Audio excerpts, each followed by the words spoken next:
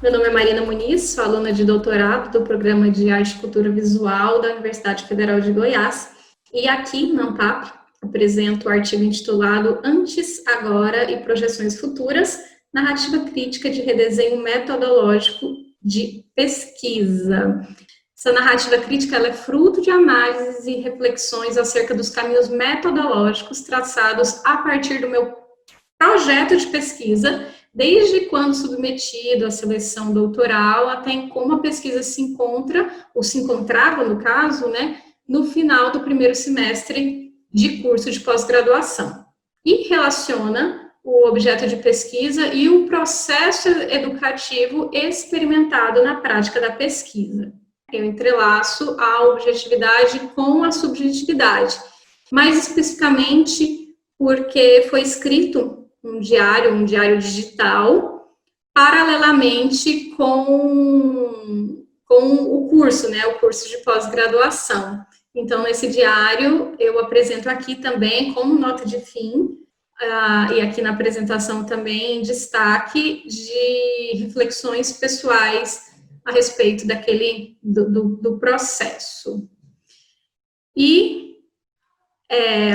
vale-se de discussões teóricas sobre tais questões, com base em autores como Carrasco e Gonzalez, Assampierre, Ribeiro, Barros e Castro, Tourinho, Esteban e Braidot, que escrevi à época. Quanto tempo não escrevi em primeira pessoa, não me lembro da última vez que assumi textualmente estar falando sobre e para mim mesma, eliminando as redes sociais, claro. Diariamente, meus dedos teclam uma batelada de notas retorno, releases, matérias e por aí vai, tudo impessoalmente, assumindo o ponto de vista da instituição. No divã epistemológico, optaria por discorrer sobre outros temas. Este não me inquieta, não sinto, pelo menos ainda, a necessidade de me expor ainda mais intensamente na redação da tese. Mesmo assim, nesse diário virtual, me levei a ofuscar a terceira pessoa e a objetividade, e que exercício estimulante, o influxo de sair da zona de conforto atrai. E eu estar escrevendo em primeira pessoa e pela primeira vez na vida submeter um artigo na primeira pessoa realmente é algo muito distante da minha zona de conforto. Me levei a encarar um artigo autobiográfico. Os caminhos metodológicos, eles ainda estão sendo traçados. De qualquer forma, eu exponho também o gerúndio, que está sendo criado enquanto modo de pesquisar as experiências nesse sentido. Para chegar nesse contorno, foram muitas as mudanças de ordem teórica, metodológica e epistemológica, né, na minha pesquisa. E a inquietação da tese, hoje, ela volta-se à pergunta em que medida corpos que resultam na transformação pela metamorfose após a morte se apresentam na fotografia contemporânea. Eu até escrevi no diário que, sem perceber, regressei ao ponto de partida deste semanário digital. As jornadas nesse mundão de águas fizeram-se presentes na iconografia. Precisei de 3 meses para enxergar que a navegação presente nos relatos iniciais não era apenas perfumaria. Fui a 90 graus sul e a 77 graus norte em busca de corpos, paisagens em inspeções fotográficas, e voltei. Vi embarcações e diários no caminho da tese, e não apenas na forma de analogias, mas como conteúdo expresso da pesquisa. Devagar eu fui longe e, fascinada, voltei. Porque o que acontece é que os insights iniciais que eu tive, mas que não constavam no pré-projeto de pesquisa, têm muita relação com corpos e paisagens em expedições fotográficas ou em expedições científicas que contaram com a participação de fotógrafos. E nisso também há diários dos cientistas e da equipe de expedição. E ao longo do primeiro semestre do curso de pós-graduação, eu verifiquei que esses insights, assim, o que me moveu a ser levada para criar pesquisa, não estava de fato contido no pré-projeto. Então, eu identifiquei isso e inseri na pesquisa. Mais especificamente sobre as projeções futuras, né, entre o farei e o faria, os rumos metodológicos, eles ainda estão sendo definidos, né, em breve eles serão definidos. Então, eu também exponho o futuro que será levado ainda em consideração para a definição metodológica, que é uma revisão bibliográfica, né, verificar realmente atentamente o estado da arte, né, como pode isso contribuir para os novos redesenhos metodológicos da pesquisa, mas não só isso, bem como as escolhas que eu assumiria, mas que eu deixei para trás.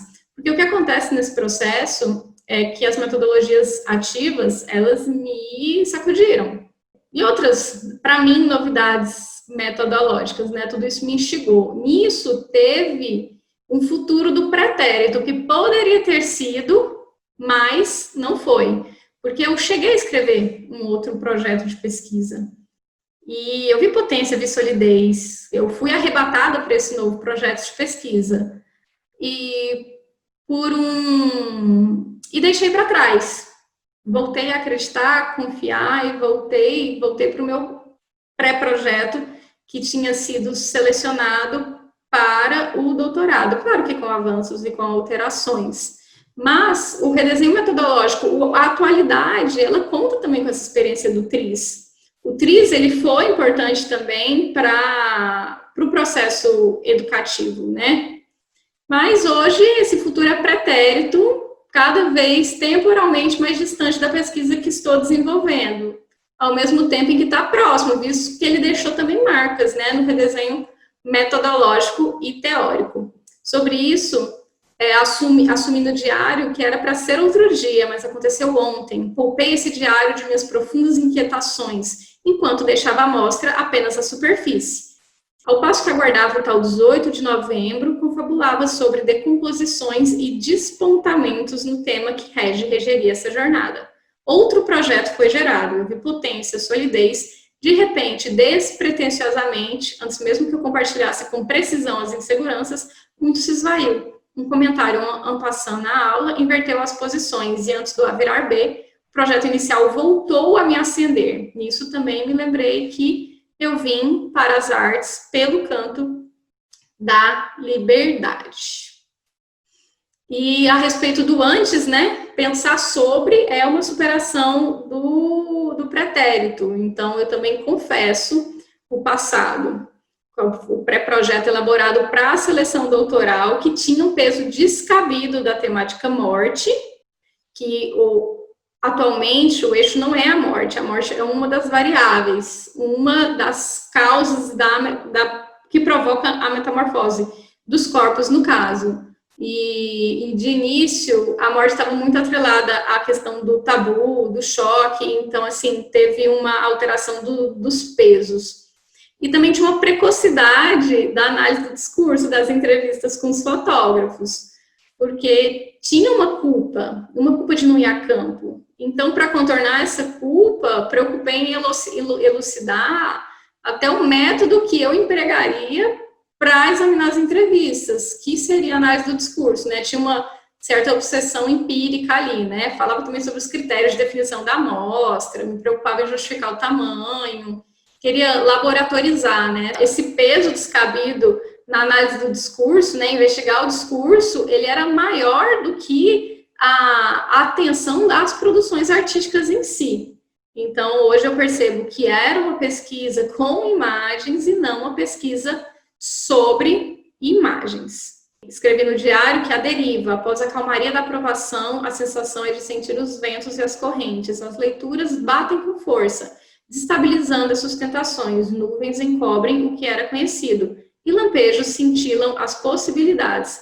Esse diário será relevante para traçar rotas, mesmo que novas, rumando ao feito de sensificar a jornada. Eu não tinha a ambição, no início, de entrar em nenhum momento em autobiografia. E, de qualquer forma, a escrita desse diário me levou a fazer essa produção, que é a que eu apresento aqui na ANPAP. No mais, as considerações são um entrelaçamento, né, um resumo a respeito do artigo, mas também percepção de que os entrecruzamentos dos tempos de uma pesquisa são posturados nessa narrativa crítica, sobrepondo passado, presente e futuro, né? São muitos zigue-zagues, são muitos movimentos dispersivos durante o processo. Muito obrigada.